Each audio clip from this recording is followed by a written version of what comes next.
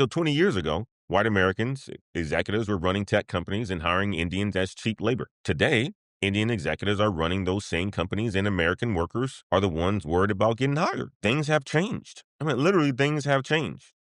It's kind of like watching your intern become your boss. Then your boss starts hiring all their friends from back home. And before y'all, start typing in the chat that it's racist or hold up, I'm just giving you guys the facts that make you guys understand why this conversation matters for your career. Here's what nobody's is talking to you guys about.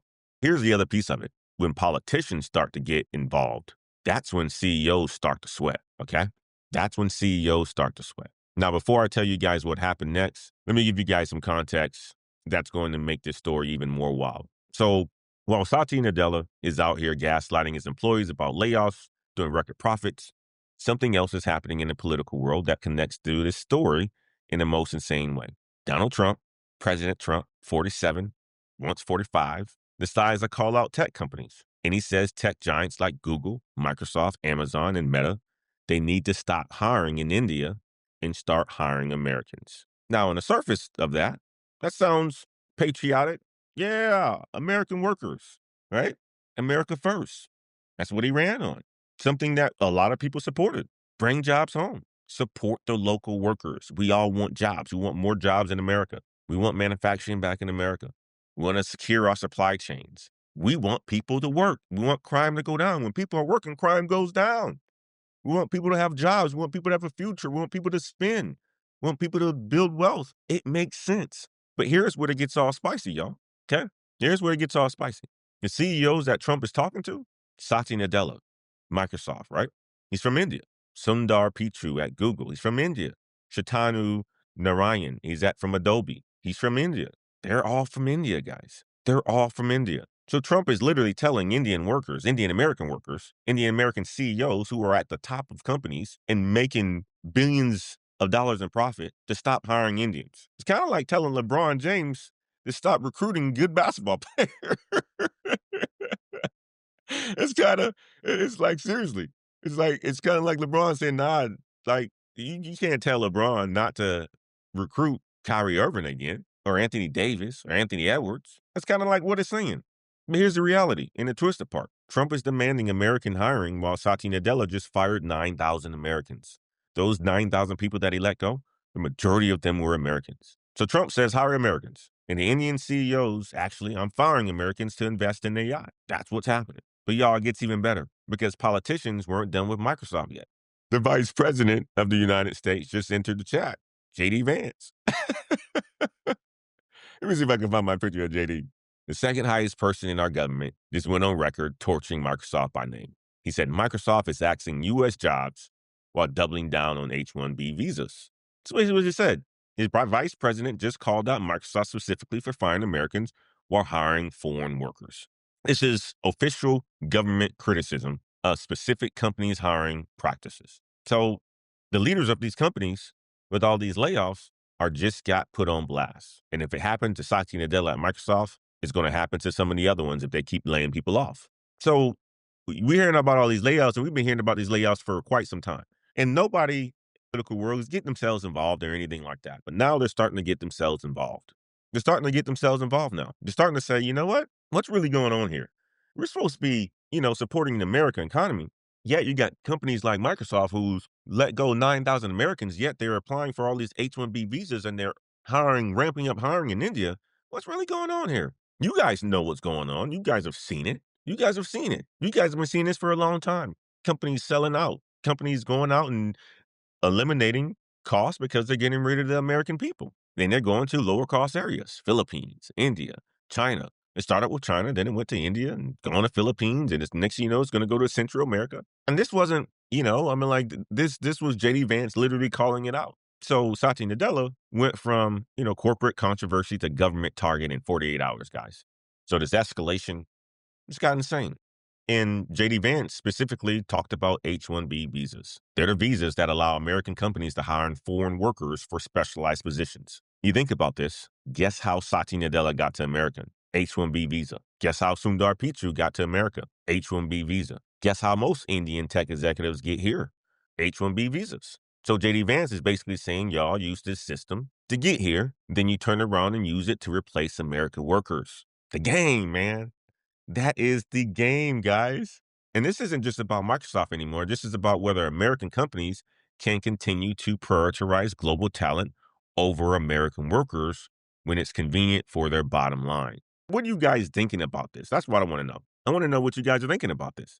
Beyond the Basic says, but the amount of workers is really not that much less as they are hiring H-1B to replace the workers. Antog says, I'm sick. I'm 23 minutes late, but howdy to the Antoine in the chat. Good to see you, my man. I'm telling you guys, this is what's happening. Get the feeling better, Ant Dog.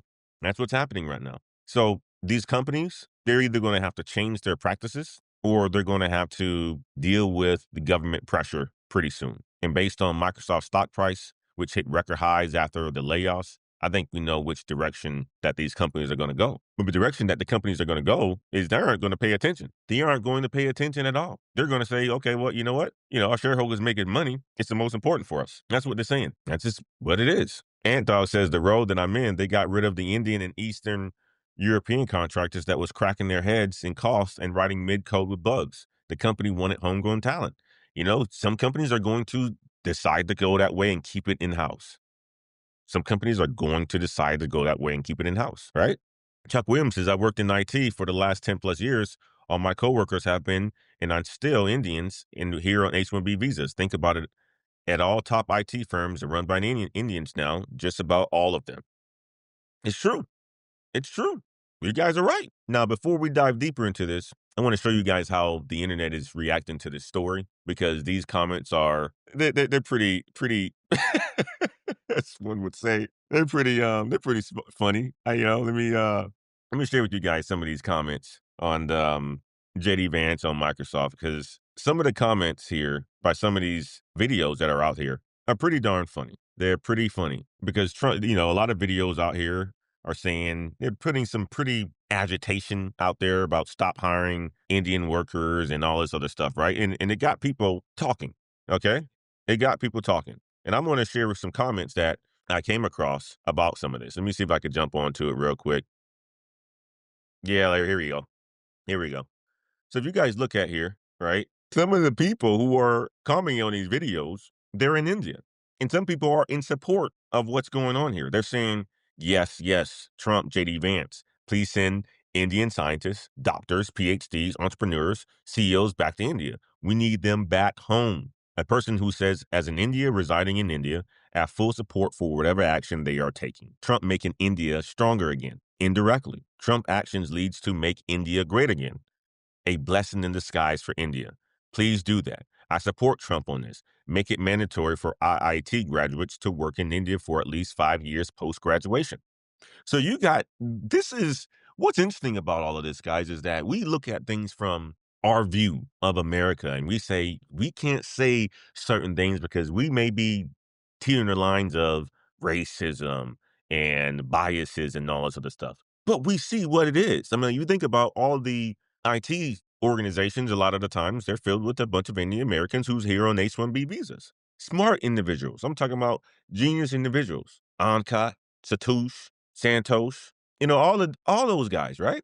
Smart individuals. And that's just what it is. But what you got from a global perspective is the folks who are in India, they're basically saying our most talented people have left our country. That's why our country is not thriving as much as it should. We should be a world power. We should be dominating. They basically are calling it brain drain. When their most talented people like Satya Nadella, and you're talking about Sundar Pichai, the guy, the CEO of Google, the CEO of India, these are brilliant people. So India, the folks who are in India are basically saying, we need that sort of talent to stay here in India, make India great again. They're supporting this. The people back in India are supporting this.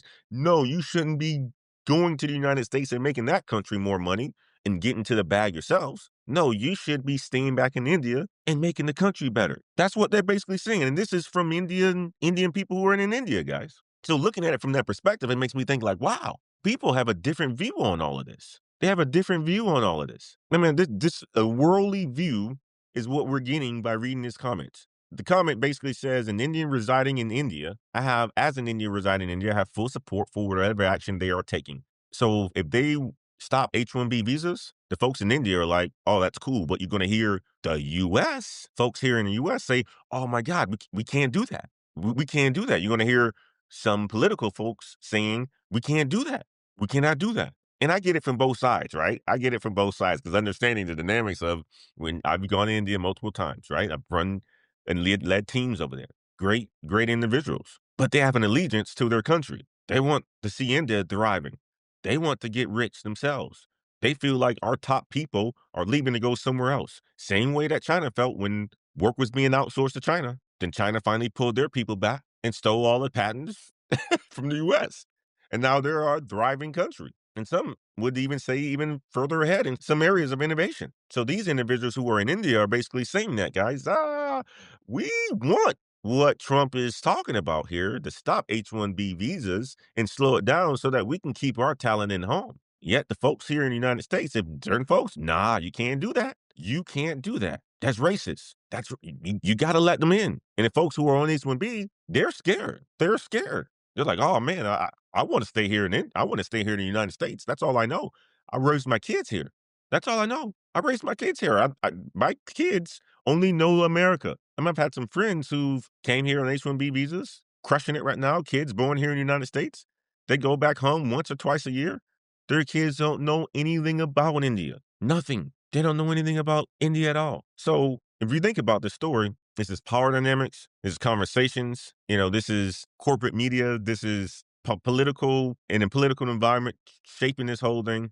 But this is why I come to you guys, and I'm going to come to you guys on a morning beginning middle of August every morning on things that are happening right now in corporate America, because people need to be able to explain it in a way that we understand. And I'll hit on all types of topics, news topics and stuff like that, scandals, because I think this is the stuff that we need to talk about to prepare ourselves to go into work and be able to crush it. When people are giving you a whole bunch of BS, you just run through the motions. But when you know the game, you can start to maneuver, watch out for the landmines, talk about it with your friends, your buddies, joke whenever the CEO says something crazy that that this is gaslighting you guys. That's what makes life fun. That's what makes, work fun. Because we spend the majority of our lives at work.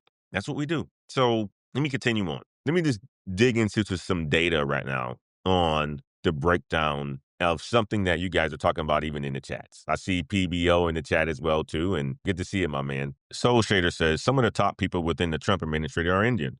I wonder how they feel about this. True. That's the whole point about it, right? You got multiple sides of every story, and they probably feel that the U.S. just doesn't compete. So bring them on. That's what I'm hearing a lot of the sentiment of the folks who are here on H-1B visas. We are here because you guys can't do it. But is that the reality of it? Is that the reality? We are here because you guys aren't smart. We are here because you guys can't do the job. What do you guys feel about that?